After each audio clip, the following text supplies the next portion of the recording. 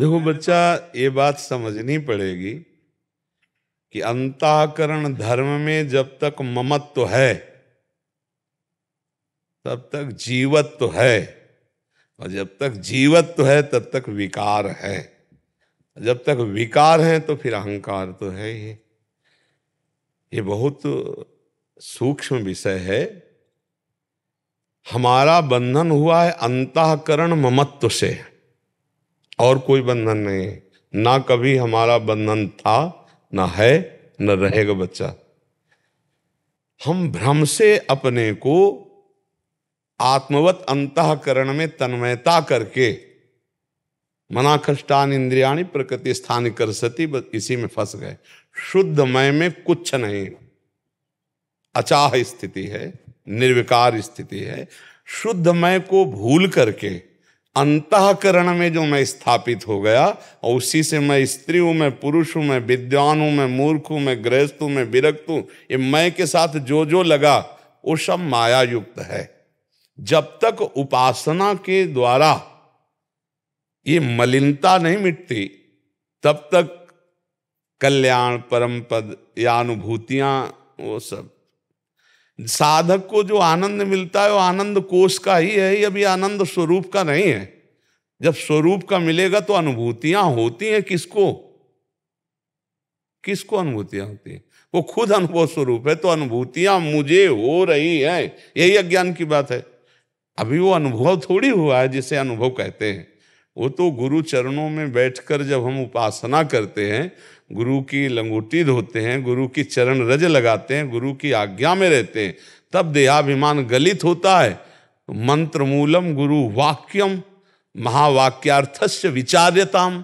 जब हम महापुरुषों के द्वारा दिए हुए सूत्रों का मनन करते हैं, तब एकांते सुखमाश्रिताम, एकांत में सुखासन में स्थित होकर वो अपने स्वरूप की तरफ जाता है। स्थूल शरीर, सूक्ष्म शरीर, कारण शरीर, ये तीनों माया रचित हैं, और इसी में मैं समा गया है भ्रमवश।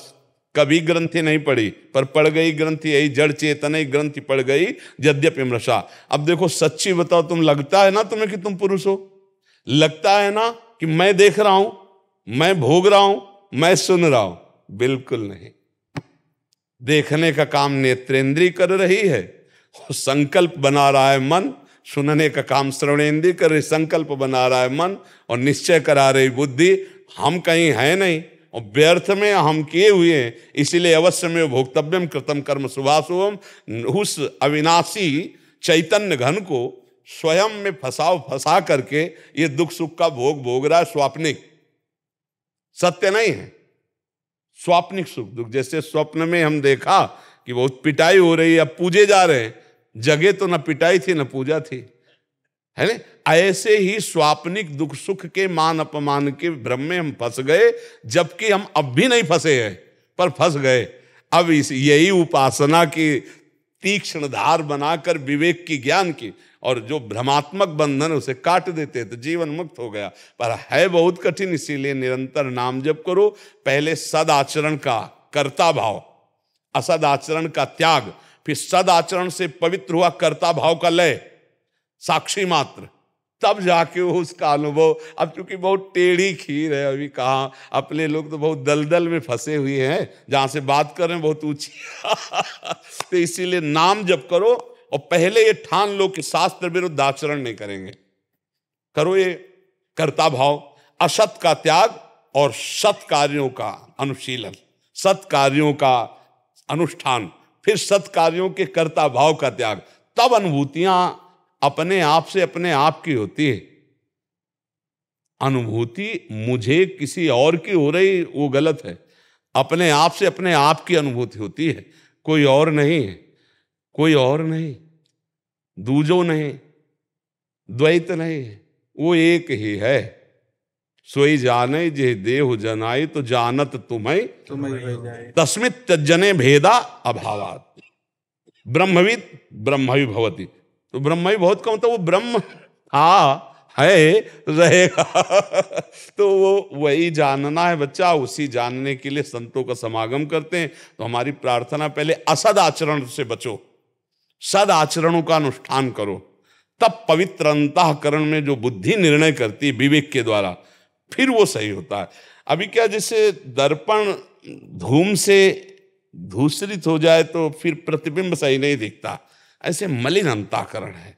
सद शास्त्रों का स्वाध्याय करो, सद विचार वाले महापुरुषों का संग करो, सद आचरण करो और सतनाम जप करो। जो गुरुदेव ने नाम मंत्र दिया है, संसार का चिंतन छूटना ही साधना है। कि इन किन प्रकारेण, कैसे भी शरीर संसार का चिंतन होना ही असाधन है। देखो, नींद में जो सुख मिलता है, तमोगुण में कोई सुख नहीं है, पर 6 घंटे संसार का चिंतन छूटा तो आप कहते हैं आहा, बहुत फ्रेश महसूस होता है। नहीं होता है कि आज बहुत सुखपूर्वक सोया, और समाधिस्थ पुरुष जागृत अवस्था में संसार का चिंतन छोड़कर परमात्म चिंतन, आत्मचिंतन में, तो उसको कैसा सुख प्राप्त होता होगा।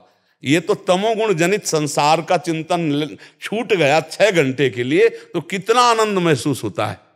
और अगर परमात्म चिंतन करते हुए संसार का चिंतन छूट जाए तो चलते फिरते उठते बैठते हर समय समाधि है, हर समय परमानंद है। अब भाई थोड़ा ऊंचे उठो अध्यात्म में तो समझ पाओगे। क्यों, काशी से आए हो? हाँ, तो इसीलिए काशी की बात हो रही है।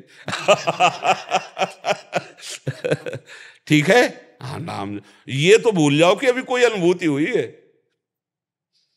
पीतल को सोना मत मान लेना, नहीं तो जौहरी के पास वो सोने के भाव नहीं बिकेगा, पीतले के भाव बिकेगा।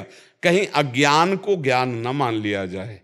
शुद्ध ज्ञान जब होगा, किसी और का नहीं होता, अपने आप का ज्ञान होता है।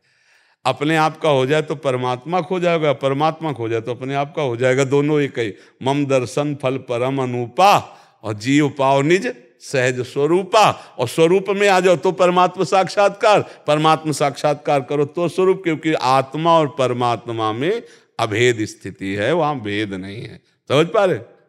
हाँ, चलो आगे चलो, भजन करो, फिर आगे समझ में आएगा। संतों का संग जरूर करते रहो, दुर्लभ है, संतों का संग मिलना दुर्लभ है। ये हो गया महत्संगस्तु दुर्लभ हो, और निर्वाह कर ले जाए, अगम्यो है, निर्वाह कर ले गया तो अमोघस्य निश्चित स्वरूप बोध, निश्चित भगवत प्राप्ति। संतों के संग की महिमा है। मति कीरति गति भूति भलाई, जब जेह जतन जहां जेह पाई, सो जानो सत्संग प्रभाऊ, लोकों वेद न आनु पाओ। बड़े बड़े साधनों में जो बल नहीं, वो सत्संग में है। व्रतान यज्ञ छंदांसि तीर्था नियमा यमा, यथा वरुणेत सत्संगा सर्वसंगो पहो हिमाम। क्या करता है? सत्संग सब संगों से बचाकर परमात्मा चिंतन में लगा देता है। इसीलिए बड़े बड़े व्रत, यज्ञ, वेदाध्ययन और बड़े बड़े धर्मानुष्ठानों से जो लाभ नहीं मिलता, वो भगवत बोध संपन्न ज्ञानी महापुरुषों के चरणों में बैठने से प्राप्त हो जाता है। तात स्वर्ग अपवर्ग सुख धरी, तुलाए कंग तुलनताय सकल मिल, जो सुख लव सत्संग। संत महापुरुषों का संग, सत्संग किसे कहते हैं? जहां बैठने मात्र से अपने दोष दिखाई देने लगे, जहां बैठने मात्र से अपने को भगवत प्राप्ति की जिज्ञासा, जहां बैठने मात्र से हमारा क्या स्वरूप है, हमारा क्यों जन्म हुआ, ऐसे प्रश्न उठने लगे, वो सत्संग है। जहां धर्म अर्थ काम तीनों से रति हट जाए, केवल मोक्षाभिलाषा जागृत हो, केवल भगवत प्रेम की बात जागृत हो, तो जान लो सत्संग हो गया, सत्संग। और जहां कुसंग होगा, वहां अर्थ की प्रधानता, भोगों की प्रधानता, नाना प्रकार के मान प्रतिष्ठा की बाहुल्यता, ये सब कुसंग है। सत्संग संस्कृति कर अंता, बड़े भाग पाइप सत्संगा, तो बिना प्रयास होई भव भंगा। ये केवल भगवत प्राप्ति, संत संग का मतलब है भगवत प्राप्ति। संत संग हो गया, इसका मतलब है कि हमें अब निश्चित भगवत प्राप्ति होगी। अमोघस्य, अगर संत संग मिलने पर भी भगवत प्राप्ति न हो, तब तो फिर दुर्भाग्य, फिर कहां भगवत प्राप्ति होगी, किस मार्ग से होगी? भगवत प्राप्ति का सहज सुलभ सरस मार्ग है भगवत प्रेमी महात्मा, भगवत बोध संपन्न महात्मा का साक्षात्कार हो जाए, उनका संग हो जाए, निश्चित भगवत प्राप्ति हो। तो आप तो काशी में रहते हो, ज्ञानियों की नगरी है, जहाँ का सोहनी लगाने वाला, झाड़ू लगाने वाला भी वेदांतदर्शी है। काशी है, वंदे बोधमयं नित्यम गुरुम शंकर रूपिणम। हाँ, भगवान शंकर समस्त गुरुओं के गुरु हैं। आनंदवन है काशी, सानंदमानंद वने वसंतम आनंद कंदम हृत पाप वृंदम वाराणसी नाथम अनाथ नाथम श्री विश्वनाथम शरणम प्रपद्ये। आनंदवन जैसे वृंदावन तो काशी आनंदवन है। हाँ, काशी आनंदवन है। आनंदवन में रहकर आनंद से कैसे वंचित रह जाओगे। वहां विश्वनाथ जी के दर्शन करने जाते हो है? हाँ, विश्वनाथ जी के दर्शन करो, सत्संग सुनो और स्मरण करो। संसारिक स्मरण छूटे बस सब। यस स्मरण मात्रेण जन्म संसार बंधनात् विमुच्यते नमस्तस्मै विष्णवे प्रभु विष्णवे। ये स्मरण का महत्व है। जिनका स्मरण मात्र संसार चक्र से निवृत्त कर देता है, वो भगवान, वो श्री हरि, वो श्री हर, वो एक ही है। स्मरण करो, वही अपने स्वरूप का बोध करा देंगे।